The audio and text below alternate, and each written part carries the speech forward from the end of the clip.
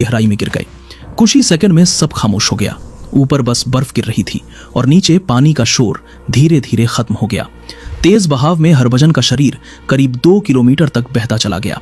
जब शाम तक हरभजन अपनी पोस्ट पर नहीं लौटे तो बाकी सैनिकों को एहसास हुआ कि कुछ गलत हो चुका है। तुरंत एक सर्च टीम भेजी गई, लेकिन पहाड़ों की बर्फ से हर रास्ता ढक चुका था। 1 दिन बीता, 2 दिन बीते, 3 दिन बीत गए, पर ना कोई निशान मिला, ना कोई आवाज। आखिरकार मिसिंग इन एक्शन लिखकर फाइल बंद कर दी गई। कैंप में खामोशी छा गई। जवानों की आंखों में एक ही सवाल था, इतना ईमानदार जवान आखिर गया कहाँ? फिर 5वें दिन कुछ ऐसा हुआ जिसे सुनकर आज भी रोंगटे खड़े हो जाते हैं। रात के अंधेरे में जब कैंप में सब सो रहे थे, हरभजन के करीबी दोस्त को सपने में खुद हरभजन दिखाई दिए।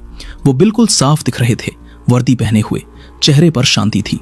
उन्होंने अपने दोस्त से कहा, मुझे ढूंढना बंद मत करो, मेरा शरीर अभी भी वहीं है, नदी में एक बड़े से पत्थर के नीचे फंसा है। और फिर उन्होंने वो एग्जैक्ट लोकेशन बताई जहां उनका शरीर था।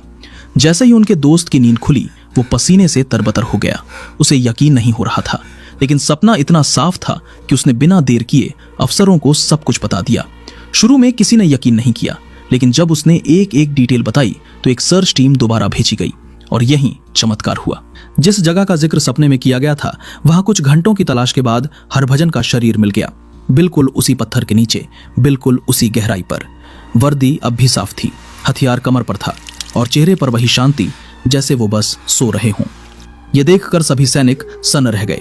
किसी की समझ में नहीं आ रहा था कि ये कैसे संभव हो सकता है। हरभजन का अंतिम संस्कार पूरे सैन्य सम्मान के साथ हुआ। उन्हें तिरंगे में लपेटा गया, सलामी दी गई और उन्हें वहीं नाथुला पास के पास दफनाया गया। सबने सोचा अब ये कहानी यहीं खत्म हो गई, लेकिन असल में यहीं से असली कहानी की शुरुआत हुई, क्योंकि उनकी शहादत के बाद नाथुला पास की पहाड़ियों में कुछ अजीब और डरावनी घटनाएं होने लगीं।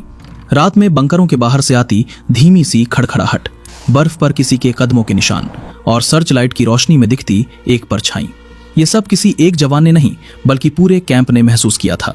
शुरू में लोगों ने सोचा शायद ये ऊंचाई का असर है, क्योंकि ऑक्सीजन की कमी से दिमाग कभी कभी भ्रमित हो जाता है, लेकिन ये भ्रम नहीं था, ये हकीकत थी।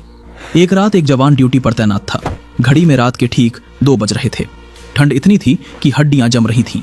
वो जवान थक कर थोड़ा बैठ गया और उसकी आंखें झपकने लगीं।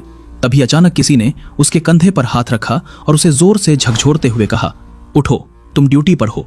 वो जवान घबरा कर उठा, चारों तरफ देखा, पर वहां कोई नहीं था, बस बर्फ पर ताजे जूतों के निशान थे।